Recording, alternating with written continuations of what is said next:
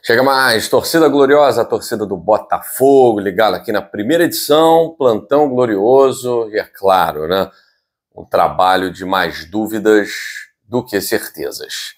A gente vem observando o Botafogo do Renato Paiva e fica se perguntando quando é que esse time vai evoluir de fato?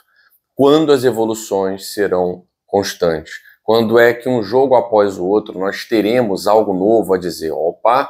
Em relação ao último jogo, vimos aqui uma melhora. As melhoras têm sido totalmente esparsas. A evolução tem sido aleatória. O que temos observado é um trabalho que, de fato, está no início. Só que a temporada, eu sei que na cabeça do John Textor está no início, mas a temporada não está no início. Eu lamento informar, mas a gente está atrás dos adversários que a gente quer alcançar. Hoje nós estamos aquém dos adversários que queremos estar no mesmo nível. E aí? Mais dúvidas do que certezas, né? Assim como também na arbitragem. Ontem eu nem levantei essa bola, porque eu achei totalmente desnecessário. Mas o comentarista de arbitragem, Salvo Spínola, falou que com a linha do impedimento atualmente do Brasil, lances que são de impedimento podem parecer que não são devido a quem traça. Com o VAR semiautomático, o John do Bragantino estaria impedido. Bom, vou confrontar aqui dois comentaristas de arbitragem e darei a minha opinião, tá certo? Se bem que não é uma questão de opinião, é só ver, né? A questão é o ângulo que a gente vê. Qual o ângulo nos foi mostrado? Enfim, a gente vai falar sobre isso muito mais depois do seu like. Já deixou o like aqui nesse vídeo? Não? Dá essa moral. Eu sei que o Botafogo não está merecendo teu like nesse momento, nessa rodada. Mas o canal Gigante Glorioso, todo dia apresentando conteúdo de Botafogo aqui para você, até para a gente poder entender juntos, né, o que está acontecendo, ou melhor, o que não está acontecendo no trabalho do Renato Paiva com o Botafogo. São poucos jogos. 3 jogos no Campeonato Brasileiro, 2 jogos na Libertadores da América, e aí, enfim, 2 amistosos lá, que nem amistoso foi, um jogo treino, né? 30 dias de trabalho, e a gente fica se perguntando, o Botafogo está evoluindo? Do primeiro jogo que nós vimos com o Renato Paiva, o jogo contra o Palmeiras, até esse último, contra o Red Bull Bragantino, há uma evolução clara? A resposta é não. Não há uma evolução clara. O Botafogo, muitas vezes, parece que desaprende de fazer algumas coisas, né? Alguns jogadores nessa temporada claramente desaprenderam algumas coisas. Isso mostra que jogador bom também é um jogador tático. Não é só a questão técnica, é também a questão tática. Eu estou vendo jogadores que jogaram muita bola no ano passado e já jogaram muita bola na mão de outros treinadores não estarem rendendo nessa temporada, tá? Estou falando do Savarino? Sim, estou falando do Savarino porque, estranhamente, o Savarino não mostrou nem 50% do que mostrou na temporada de 2024. O Savarino decisivo, o Savarino que pegava a bola e fazia uma jogada que ninguém esperava, o Savarino que fazia um gol importante, um chute de fora da área, um toque especial, enfim, nada. A gente não está vendo o Savarino jogar nem 50% do que jogou em 2024 na mão do Arthur Jorge e até mesmo com o Fábio Matias. Eu não sei se é uma questão da relação com o Renato Paiva dentro de campo, eu não sei se é a falta de uma cabeça pensante pelo lado esquerdo, já que o Santiago Rodrigues até agora, não sei se ele esqueceu o futebol dele nos Estados Unidos, mas não aconteceu. Não aconteceu. Simplesmente Santiago Rodrigues, já em 5 jogos, a gente está esperando o dia em que o Santiago Rodrigues vai mostrar por que John Textor foi lá gastar uma fortuna e tirá-lo do futebol norte-americano.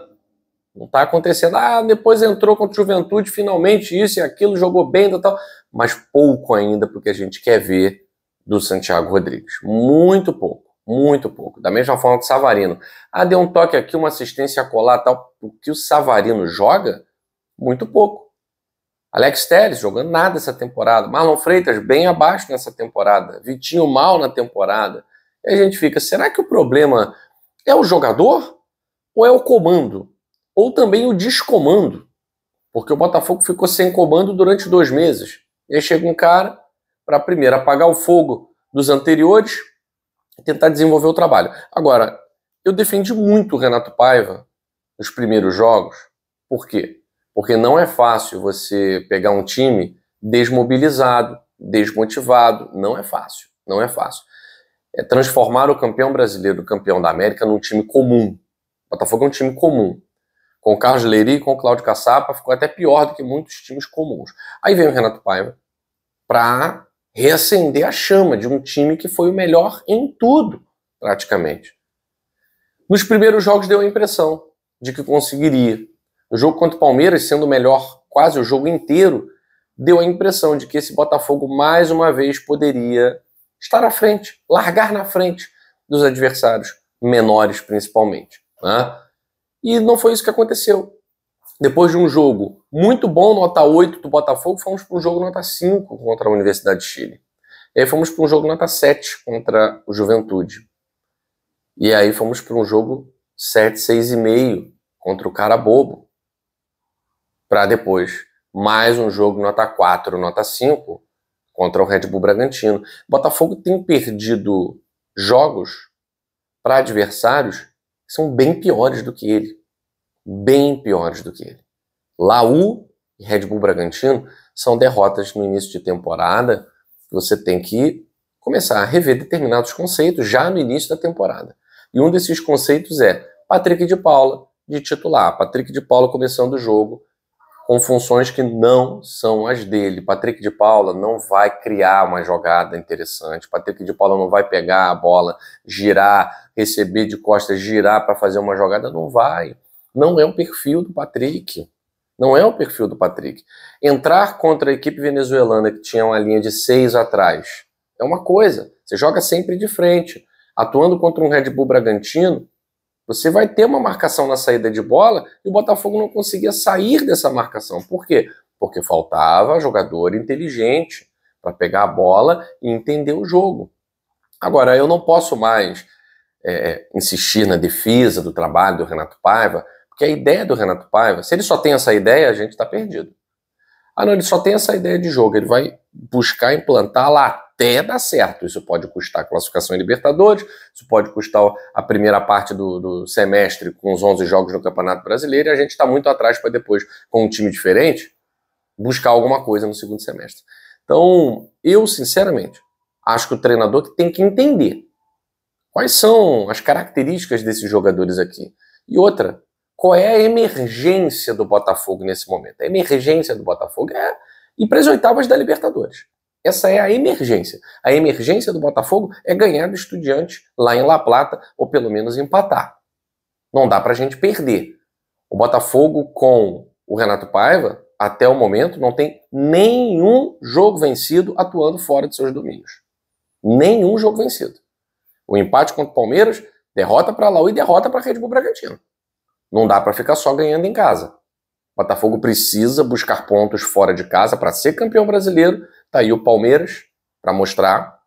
Buscou pontos contra o Sport, venceu o Sport. Tá aí o Flamengo para mostrar. Buscou pontos contra o Vitória.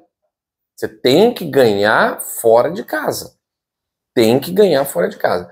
Perder para o Red Bull Bragantino foi uma derrota que não volta mais, não adianta. São pontos que a gente vai lamentar o tempo inteiro. Diferente de uma derrota num adversário igual a você, ou um adversário que está um pouco abaixo, mas tem qualidade, Red Bull Bragantino é um potencial rebaixado. E a gente perdeu para um potencial rebaixado. Isso porque o time não evolui na mão do Renato Paiva. Agora, vamos falar rapidinho aqui do gol.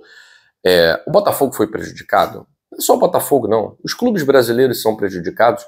Eu já falei para vocês.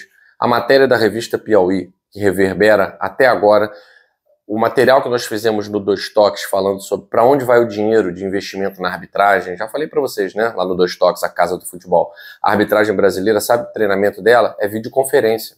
é treinamento à distância, é EAD.